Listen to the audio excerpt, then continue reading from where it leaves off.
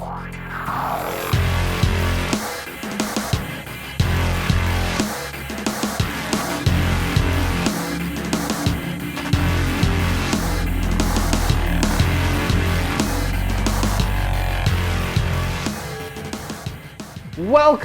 one and all to another Voxcast with me, the Beard, and him, the B-Bone. It's me.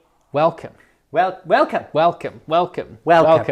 Lovely to have you here with us today. As always. And we are coming at you in the wake of a slightly unexpected update from Games Workshop, a 2021 FAQ. It's dropped it like it was hot. Points changes, erratas, all kinds of stuff. They've got their little bag of updates and they're just flinging stuff all over the place. Yeah, and I'm in the street catching those. Yep. And some of them I'm like, well, I'm going to keep that. And others I'm like, I don't want that. Yes. Yes. But unfortunately, some of those things have become chained to your wrists. Yeah, and you don't have a choice in the matter. I now understand how Sanger feels. Yes. Yes. Poor old Sanger. Yeah. So in this video, we're going to be discussing the changes that came with the GT mission pack. We're going to go through the changes to the primary, the secondaries, and a couple other bits as well. So we're going to get straight into it. We're going to talk about the changes to the primary mission, and all that kind of stuff. So the first thing I think we should cover, because it kind of happens first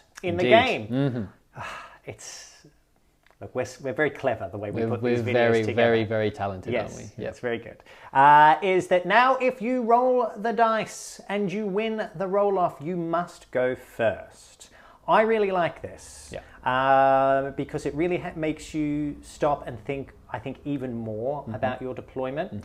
That you've lost that bit of that power play where you can kind of go, well, I won and now you must go first. Yes. And so you lose that element, which I think is only a good thing. Now, the reason being, I think it's going to make people think a lot more about actually how to deploy your army. And the importance of that phase. Because as we have seen, I mean, I know personally, I've definitely lost games because I've deployed incorrectly. You and me both. Yes. Big time. And now that it literally is 50-50, you've really got to think about what your army is built to do. You've really and where it needs to be on the board. Yep. But you've really also got to think about protecting your assets, making use of the terrain available so that you can't get turn one shot off the boards. And if you do make the decision to deploy really aggressively, that is a calculated risk that you must think of. Yeah. There's no get out of jail free card anymore.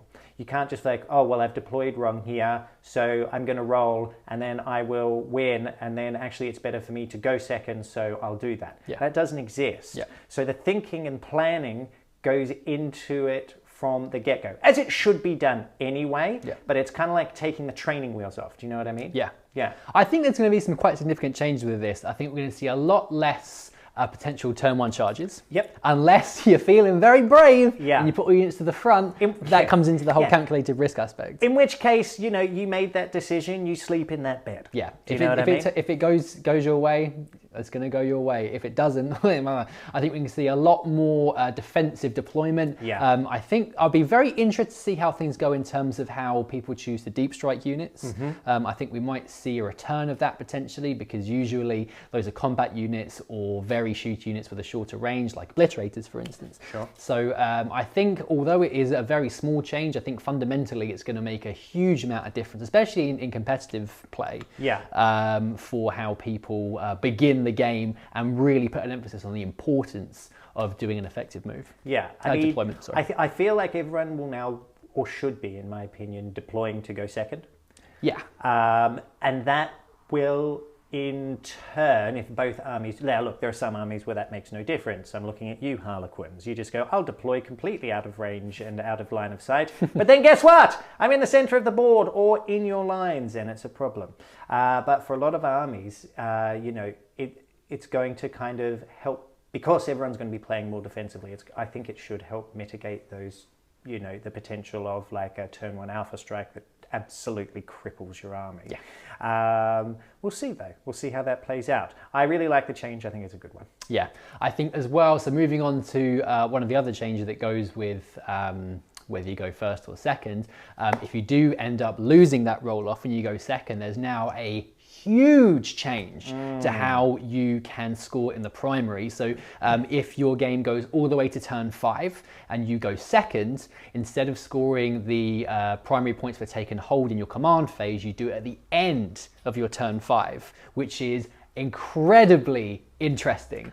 It makes such a massive difference. So we played a game, I think the day after the FAQ came out, and we managed to get to turn 5, and having those 15 points, potential 15 points up for grabs at the end of turn 5 completely changed the way that one of us could win that game, because I mean, it could be 5 points, it could be 10, could be 15, but having that little carrot on a stick at the end of that turn, if you play to the primary mission, it could be the difference between losing and winning the game. Yeah, big time. And it gives you a whole other turn of movement, of positioning, of shooting. And then you've got charge phases. You've got all of these sorts of extra tricks up your sleeve to try and consolidate those turns. If you're planning ahead for that, I mean, there's no reason well, it's a dice game, right? But like, there's no reason you can't score in that final turn on those. And it's just, I think that one of the problems with 9th is where with the ability for people just to run away with points. Now, obviously, this will still happen in some games, but like that, to give you that kind of, I don't know, what about that? A pot of gold at the end of the rainbow sort of thing, like something to be playing towards. You go, well, I am a bit behind, but you know, if in their turn 5, I can deny them these points and then I can get onto those objectives, it completely flips the game on its head. It's going to make the closer games even closer, and I think it's going to lead to far less people conceding in turn 3 or 4, which is only good, right? Like, in an ideal world, you want to be playing till turn 5. And obviously, if you're playing with friends, you probably do that. But if you're looking at, I mean, we are talking about the GT mission pack here. So if you're looking at it from a more competitive perspective, it really opens up a lot of options for you as a player. I think it's a fantastic change. We're gonna probably play more of the GT missions now because of that change. To be honest, there's not really that much difference. There's a couple of points changes as far as secondaries are concerned, but you won't notice too much a change in how the games are played. If you've not played the GT missions, you should check them out. It gives you a little bit more variety, which is nice too. Yeah, for sure. In terms of the secondaries, there's been some changes to some of these as well. Good changes, really some good changes, yeah, for sure. So Abhor the Witch is the first one which has changed. So previously, your opponent could score against you if they had no psychers, and every time they kill the one that really stung was if you managed to kill a psychic character, it nets you 5 points. Which is a lot. If you're then you want to stack assassinate on there. It's 8 points for killing one character, which is just obscene. Horrifically punishing. It's an auto take for anyone facing Thousand Suns, Grey Knights, demons probably.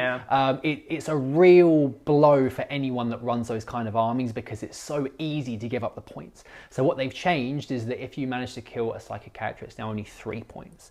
Now that it still kind of sucks because you can still take assassinate and you can still take Abhor the Witch. I think if they put in something in there to say you couldn't take both, I think that might be taking it a bit too far potentially. It's an interesting one because that would really help armies that are psycho heavy, so like Thousand Suns and stuff like that. However, in normal games, you know, if it's not actually that big of a difference, because often if you're playing against Space Marines or whatever, they either will, or if they do have a psycho, it's generally just 1. And at that point, you kind of go, well, if I want to use that combo, all well and good, but it's only worth 6. Maybe they'll have a caveat about that at some point. But I mean, 6 points to 8. As we've it's a huge change. 2 points in a game, as you know, can win or lose it. So yeah, I think again, it's something that's just going to make it a bit easier for a few armies, which I think is only a good thing. Step in the right direction. Yeah, 100%. The next one is Whilst We Stand, We Fight. Yeah, I really like the change to this, actually. So they've predominantly they've changed it. It used to be from models. It was the 3 models in your army which had the highest point value, and they've now changed it to units. Which can include a single model if that's what you want to do. It's a unit. It's a unit. It is a unit. It's a singular model unit, but a unit all the same. I think this will actually see this secondary be played more now. Yeah. Because there are certain armies which I think can really benefit from it. Custodes. For one, you know, you were saying they've got the ability to kind of on their Terminators they can split them out. Yeah, I believe there's a way I think with the Alaris Terminators, I think there's a way that you can split that unit, and they do specify in the changes to the mission now that if you choose a unit that has the ability to split, you must destroy all the models in the original unit. So if you split, or you could do combat squads of Space Marines, if you split off a unit in half, for instance, and you manage to tuck one of those, to see how one model left in one of those two split off units, you could tuck it out line of sight, and that then denies your opponent being able to score those points. Yeah. Or rather, allows you to score the 5 points. Yeah. I think it's cool. I think you'll actually see a lot more of it now.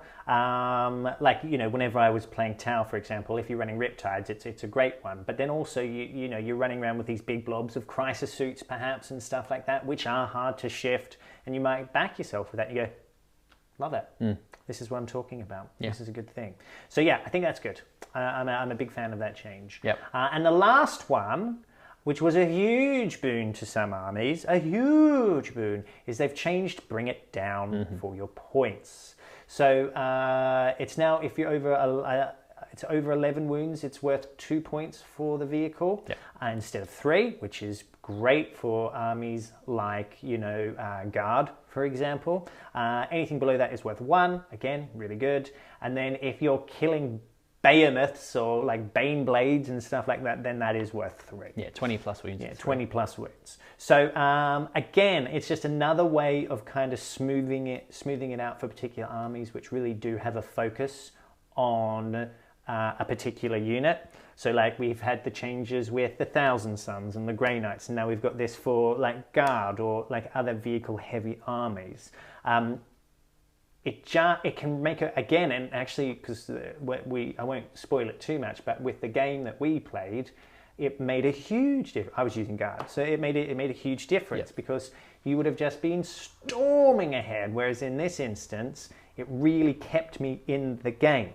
So all of these changes from playing them, so we can say, like, you know, from our direct experience, have only prolonged the game, made them closer, and made them far more exciting and fun to play. So I think all of the main changes to the primary missions and the secondaries are great. Yeah. There was a bunch of other changes as well to like rare rules. We're not going to go into them. They seemed more to be kind of clarifications of things, you know, that was really this part felt a lot more FAQ orientated. Yeah, you know, it was all about embarking, disembarking, stuff like that. I would suggest having a look at them because it does definitely clarify stuff. But for us to just kind of go through that, it's not really a discussion. It's just like that's what that is. Cool. You know what I mean? But it's all on the FAQ website on Warhammer Community, so go have a look. But those are the main changes to the game. Have I missed anything? Nope. But we are going to talk about the state of the game, and things that we'd like to see in just a moment. Okay, so now we're just going to have a little bit of a chat about where we feel the game is sitting in a general sense, the general state of the game. And then that will bleed into some other topics that we wanted to cover as well. So personally, with these changes and kind of the core mechanics of how Ninth are working at the moment, I actually think the game is in a really good spot. And there's a lot of reasons for this. I mean, reasons that we've already discussed. The fact that terrain now has a real presence on the battlefield and can dictate how you play and win a game. I think that's great. I think the rules, for the most part, there's obviously always going to be some little clunky bits, are a lot more simplified, streamlined, and easier to follow than previous editions, especially for someone who started playing in 7th. Which was a minefield. Such a complicated game. And I mean, there's an argument that, you know, once you get your head around that complication, there was more nuance. But I kind of feel like Ninth is bringing in a different level of nuance. There's enough going on for it to be interesting. And I think to your point about terrain, it is interesting that there's been no changes to terrain rules at all since it started. Yeah. And I think a lot of these changes are going to come from feedback from the community and play testing, that kind of stuff. I think it's very telling that nothing's changed with terrain because people really like it. Yeah, I think the terrain rules are fantastic.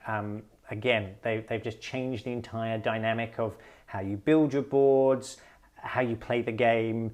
You know, it makes you play more tactically as well because you're really always trying to use those to an advantage. I think it's a good thing, right? I think, you know, also so that generally with that kind of core rule set, I think it's good. I think these new changes will only improve that. They'll only extend games and they'll only make it fairer. So we've started to take steps towards balancing out things like the secondary, so that certain armies aren't punished just for being themselves. Could we go further in some instances? Yeah, probably. But I think we're starting to take steps of smoothing these sorts of things out. So if you look at Ninth as a whole, as far as the gameplay is concerned within the rules, I think it's in a really good spot. Yeah. The issue that is cropping up, and unfortunately will continue to crop up, and there's not really much we can do about it as players other than be patient, is the disparity between armies which existed in 8th as a whole. So what do I mean by that? That sentence didn't make much sense. What I mean is there are certain armies that, you know, were designed for 8th and they worked really well in that, well, some of them, but they worked in that framework. Now that we're in a new system, there are a lot of armies actually which don't really work given all of these new rules. And it's to do with the fact that we just are not getting the codexes out as quickly as possible. Now, there are a couple of reasons for that, obviously, which are outside of everyone's control. I mean, we're in a global pandemic at the moment, and as we've seen, there's been delays on codexes and stuff like that, and there should be more that could have been that should have been released by now. I guess where I'm slightly frustrated with this FAQ is because if it is an FAQ by definition is a frequently asked questions, and it should be more of a clarification. But we've also had points changes, so we've tried to address some of these issues, and we're going to talk about that in another video. But there have also been some erratas, and again, we're going to talk about that in another video. But the thing is, so if I feel like with this, knowing that the disparity between the armies that have codexes and those who don't, and then especially the armies that don't have codexes who first came out in the 8th, the disparity is huge. Where the slight frustration is, I feel like there could have been a lot more done to actually bring some of these armies up with just a couple of little key changes. And there are plenty of examples of this. The most glaringly obvious one, if we're going to start doing erratas for certain armies and changing how rules work and that sort of stuff, knights could have been fixed in this FAQ, and it just was decided that it didn't happen. Knights do need a big leg up. I think the codex needs to be looked at, etc. However, all they needed to do in one of those blue little erratas, you'll see it when you look in the FAQ, is just say, for each wound that a knight has, that counts as 1 troop, or however you wanted to do it. You know what I mean? I know some of you have been saying that there's some comparisons in Age of Sigmar with the Giants army and stuff like that. To be honest, I don't know them off the top of my head, but I know that's been declared. So this is where I'm at. Like, I think the state of the actual rules of the game is good. However, although the rules aren't punishing certain armies at the moment, the codexes and how the armies are designed do not fit into the game. And I think there could have been more that was done. That's kind of like my feelings on this whole thing. It's a difficult one because, like you say, it's an FAQ, and they are clarifying rules that currently exist. They've never done an FAQ where they introduce new rules to units. Like, it's never been done. I get that it would be good and a nice thing to do, but I suppose at the same time, if I was making the rules for all this stuff, I want to get everything done rather than just adding one rule to fix one particular thing. Because knights won't be fixed just by giving them an objective secured rule. But it would help. It would help, yeah. But then why don't they do it for everything? You know, it's kind of... That would then delay the codexes. Well, I mean, you know, without knowing the inner workings of it, it could well do. Sure. But so it's just one of those things where because I know there's going to be some people, especially with some of the points changes and things, who are going to be a bit more frustrated with certain things that did and didn't happen. I guess what I'm saying is I kind of empathize with that. Oh yeah, me too. Yeah, and it's like I do believe, like I guess for me, like when you start doing erratas, like this rule has now changed slightly. So there's some examples with Tau, for example, they've changed some rules. It's like if you can do that, then surely there's a couple of little things that you could have looked at and gone, oh, well, let's just tweak that, tweak that, tweak that. But I'm not GW and I'm not the rules writing team. But so yeah, that's the frustration as well, I guess, is because I actually think that the game system itself is in a really good spot. Yeah. Like I think the foundation is solid. Yeah, if you know, and especially if you lean more to the competitive side, you know, I think it's in a far more interesting spot than it was in 8th. I mean, you know, ITC obviously came around because they wanted to have, you know, to remove more of the randomness and to play it on a more competitive field. That some of the bits that 8th and 7th were missing, right? I'm not sure actually how long the ITC's been around. Neither do I. Yeah. Oh well. Someone tell me. So, and then, you know, 9th has borrowed a lot of that stuff that was really good about that to kind of streamline and make the game a bit more, well, less random as you could make it in a dice game. So I think that's good. But we are missing some random stuff. We want Maelstrom back. We want Maelstrom back. Give us Maelstrom. So I think, yeah, the ninth edition is really good. And the core game is nice and balanced. There's terrain's great, the primary missions are great, the secondaries are great, there's all this good stuff, and it has removed a lot of the randomness that we had in 8th edition. Things like Open War was fun but silly. Yeah. Maelstrom began as being a bit too random, but then when they came back and then added the deck building dynamic, yeah, which was that really cool. that just added a whole new level to the game, which then made you play and build lists differently. And we think that the reintroduction of Maelstrom would be a really good thing for the game. Yeah. Not everyone's a competitive player, and I think to add a whole new layer of fun to people that like to play that way, and people that like to play competitively as well. I don't think Maelstrom would be introduced to an ITC format by any means, but adding the Maelstrom aspect would be a really good thing. Yeah. I think if they brought it back with the deck building elements,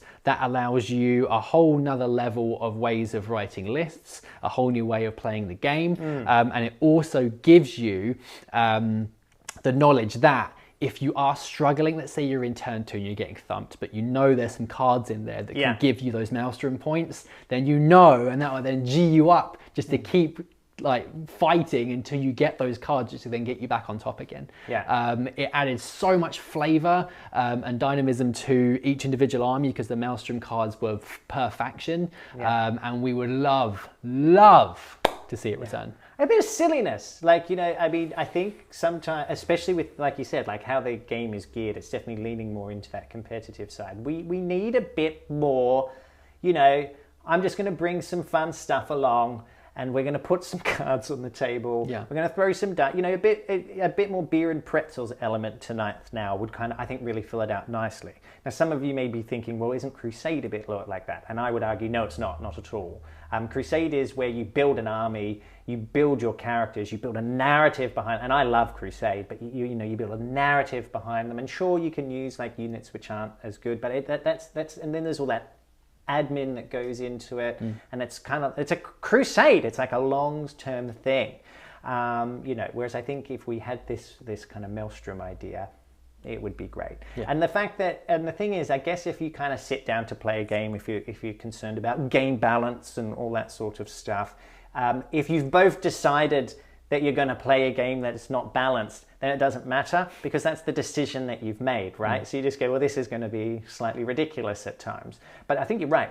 the deck building element really kind of mitigated a lot of that anyway. Yeah, and you had to play it strategically. Like if you were going to play your card face down or face up. Oh, that was cheeky. That was always a good one. If you if you got to that certain point where you tricked your opponent into doing something that allowed you to then flip that card over and get those points. That was great. Such a good element. I love to see return. Yeah. And I think just that little change of being able to build your deck rather than having this stack of cards you may or may not get, that, in my opinion, there is an element of strategy to that. Oh, 100%. Because you've got to build your lists to be able to get the cards in your deck, and you need to have a list that's going to allow you to achieve those points as well. So having that slightly different element just gave this whole other aspect to the game, which I really miss. Yeah. I'd love to see it return. Yeah, me too. Me too. That's it. Yep. Really, as far as the the changes to the primary, where we think the game is sat, where we all know it needs to go, but like all in all, I think the changes are really, really positive. I think they're only going to be good for the game. Yeah.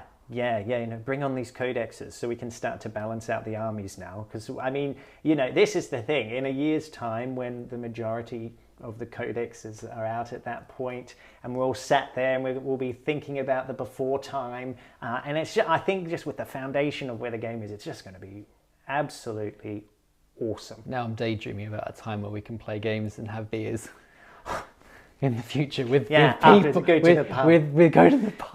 Go to a tournament. Yeah, go to a tournament. We go to Warhammer World. Go to Bugman's. Yeah. Oh, I like Bugman's. Oh. I'll get one of those enormous burgers that they have. Oh. Do you remember those ones? I remember. Yeah, it was a good time. I remember. And you'd feel so sick. You'd feel so sick after eating them. Then and you'd be like, I'm going to have another one tomorrow. Yeah, and you did. Yeah. There was no mucking about. Fighting a good fight. Yeah, it was a good time. We look forward to it. Anyway, this is a 2-part series. So check out the other video. That's going to cover the points changes and the winners and losers of the factions that came with the FAQ. Thank you for watching this one. I hope you enjoyed it. I hope it was insightful. Leave us a comment if there's anything that you think that is going to be fundamentally changing to the game now. Tell us your strategies of how you're going to win all of your games, all of these new changes. And we'll see you very soon for the second part of the 2021 FAQ.